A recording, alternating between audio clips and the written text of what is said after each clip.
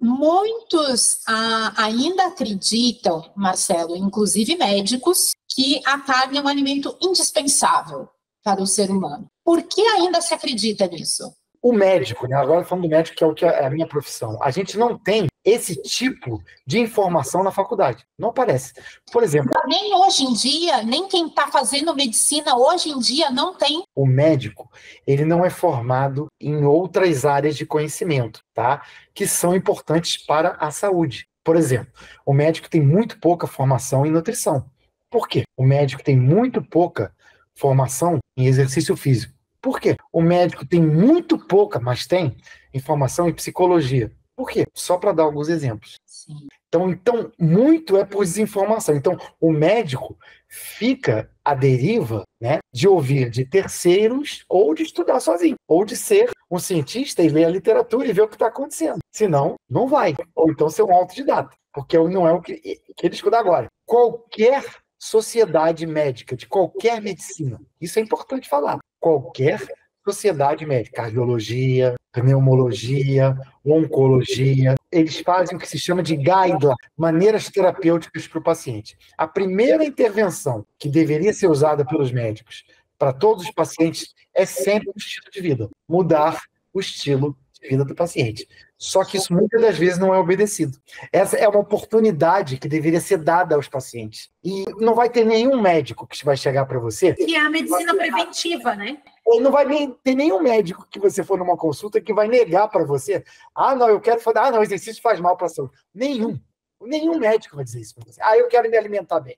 O problema é que ele não vai saber te orientar nessa situação. Por isso que até existe o crescimento dessa área de atuação da medicina dos estilos de vida, que tenta orientar as pessoas, os pacientes, a procurar um hábito de vida mais saudável para que se possa diminuir a medicalização na saúde, em vez de você necessariamente sair com uma medicação, que é para isso que o médico é treinado, de uma maneira geral, tá? Não é todo, mas é assim que o médico é treinado.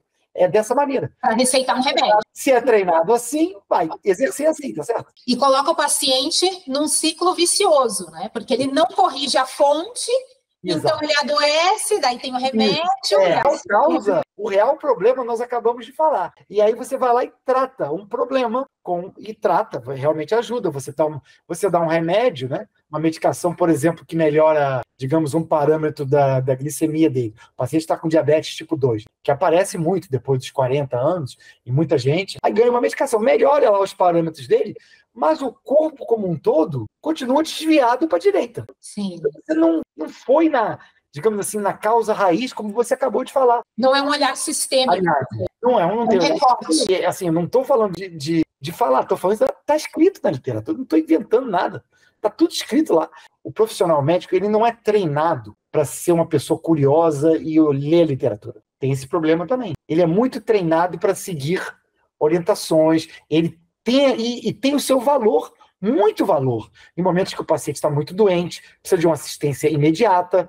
Só que essa questão da medicina de promoção da saúde, ele não é muito treinado para isso. Não é muito treinado para isso. Então, ele não enxerga dessa maneira, entendeu? Já o profissional que é fora da área médica, o nutricionista, o cara que fez educação física, psicólogo, já tem um olhar mais diferenciado. O médico teria continuado do jeito que está, mas abranger a educação do médico.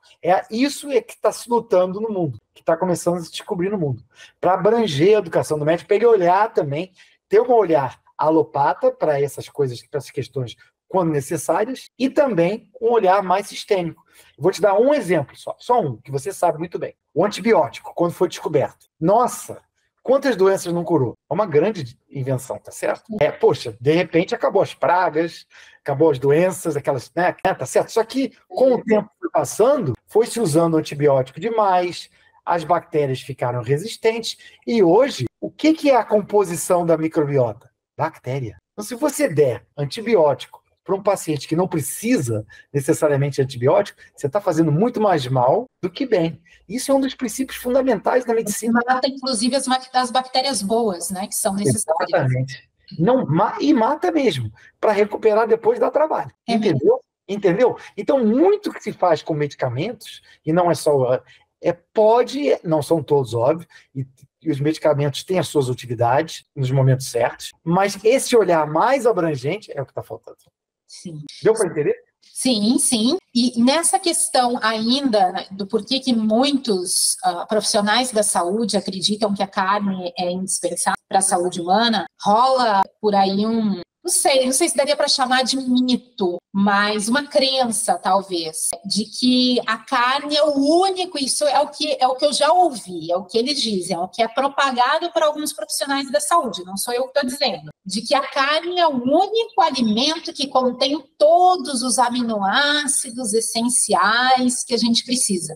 Já escutei muitos profissionais da saúde falar mas isso, médicos e nutricionistas. Mas isso é um mito mesmo.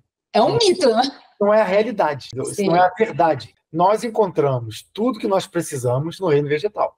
Tá? É óbvio, isso é uma realidade. É óbvio que por 100 gramas, né, existe mais proteína no reino animal. Mas isso não quer dizer que é uma coisa boa, necessariamente. Tá? Nós, se fizermos uma alimentação plant-based bem planejada, nós vamos consumir a quantidade de proteína desejada facilmente, mas moleza, mas tranquilo, até porque muito mais nutrientes. Muito mais coisa em volta, com fibra alimentar, que se você estiver consumindo aquela proteína da carne, você está deixando de comer fibra alimentar, tá certo? Então, assim, você tem uma alimentação muito mais sistêmica, entendeu? E muito mais interessante.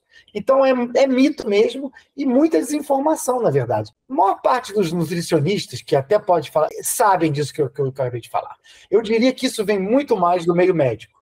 Muitos nutricionistas sabem disso. E eu acho que sabem. E muitos nutricionistas e muitos médicos citam muitos trabalhos com muitos interesses escusos por trás. Eu não estou falando nada de novo, não. Porque eu morava lá fora e existem, digamos assim, sancionadores desse tipo de pesquisa, tá certo? E hoje, graças a algumas administrações passadas no governo, o cientista, ele é obrigado a dizer de onde veio a grana da pesquisa.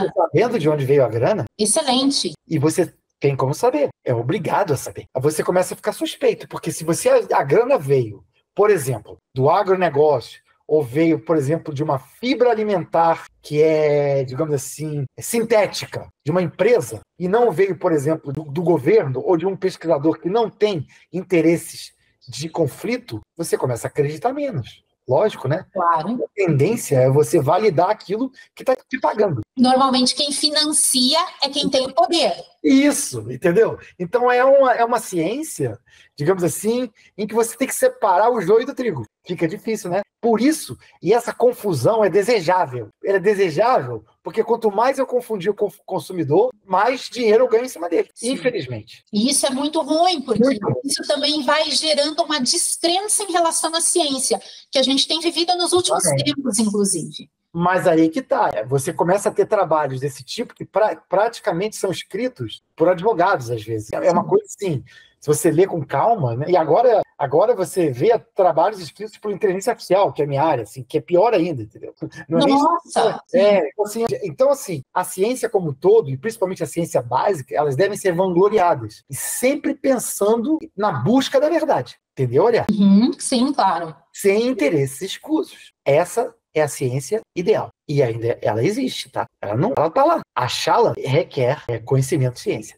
Tá certo? Sim, porque até um princípio básico esse da ciência, né? Quando você estuda, enfim, a metodologia científica, as formas de ciência, essa imparcialidade, esse caminho, né, para se chegar assim, o mais próximo dessa imparcialidade, ele é super necessário na ciência. Necessário e... A gente estuda isso. Então, eles sabem, né? Exatamente, você tem toda a razão. Então você está começando a compreender que os mecanismos são complexos. Por isso que existe essa confusão toda. Até mesmo fora da área médica existe confusão. Existe muito mais confusão do que esclarecimento. Todo mundo vai te falar, eu posso comer ovo. Eu não posso comer ovo. Todo mundo fala, mas pode ou não pode? Não é essa a questão. Tem que olhar de uma maneira mais sistêmica para a coisa, entendeu? Tem que olhar de uma maneira maior do que isso. O que pode, o que não pode. Existem pessoas que falam assim, eu estou comendo isso, você está deixando de comer o quê para comer isso, entendeu? Isso é muito importante. Você está deixando de comer o quê? O que você está trocando para comer isso daí? Sim. É uma pergunta interessante. Sim. Inclusive, isso me faz lembrar da tal dieta carnívora, do pessoal que, enfim, está surgindo isso de novo, que só come carne. E vou te dizer mais, o paradoxo da história é que a curto prazo ela tem efeitos. Até do ponto de vista de perda de peso, é possível acontecer isso. Não é impossível. Um paciente que entra numa dieta, ele perceber que está melhor. Só que o problema é que ele entra num processo chamado cetose, né? Ou seja, não entra carboidrato nele. Por exemplo, você já ouviu falar no jejum intermitente, ou já não ouviu? Sim, claro. Então, quando ele come, digamos assim, vamos supor que ele entre numa dieta de carnívora, né? Que é basicamente a dieta cetogênica ou, digamos assim, afins. Ele entra em cetose. E hoje em dia já se sabe que esse processo de cetose pode fazer bem para o corpo, entendeu? Só que você não deveria ficar em cetose a vida inteira. Em segundo lugar, você não pode ficar sem fibra alimentar. Acabei de te falar. Não dá para ficar. Então você não pode ficar sem carboidrato. Isso não existe. É saber escolher qual é o carboidrato correto, entendeu? Não é o carboidrato refinado. É aquele que tem fibras alimentares, o mais natural e o mais próximo da terra possível. Então, você vê pessoas que podem até pregoar isso, a questão é saber também, nesse caso, se não tem também interesses envolvidos aí, entendeu? Por exemplo, e também se estão vendo na ciência, porque não tem um trabalho, um ou outro, talvez tenha saído 1 ou 2 trabalhos que eu saiba, de benefícios, e não é por causa da carne, é por causa da cetose, entendeu? A carne em si não tem nenhum benefício demonstrado para a microbiota intestinal. Nenhum, zero. A mesma quantidade que tem de fibra, ela tem de benefício, zero para a microbiota intestinal. Sim.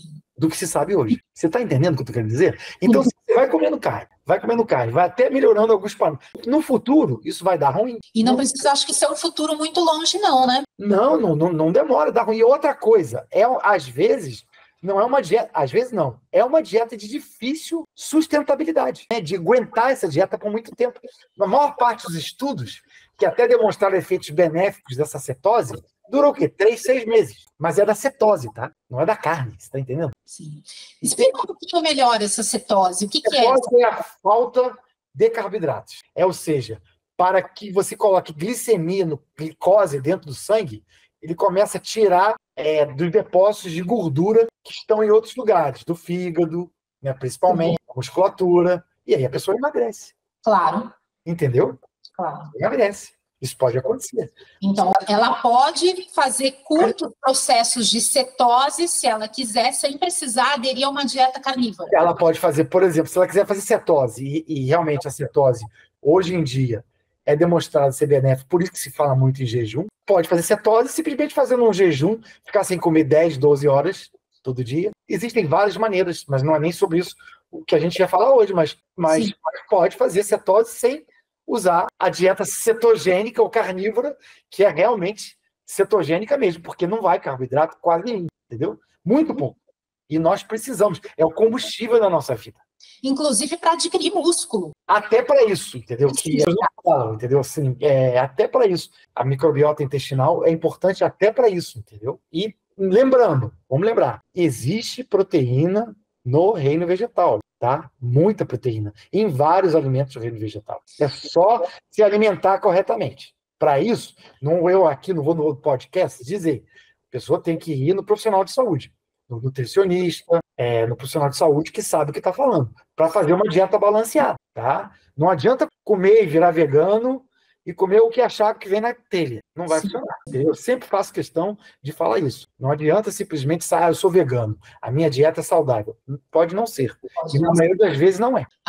Isso é muito claro. Sim. Eu vou até mais longe. Tem vários trabalhos na literatura que mostram que se você não for um vegano que se alimenta adequadamente, se você for um vegano que se alimenta mal, você está se alimentando tão mal quanto aquele que está comendo carne. E aí fazendo bem para o ambiente, está fazendo bem para os animais, mas não está fazendo bem a si próprio. Sim. Você tem que fazer bem a si próprio também, né? Com certeza.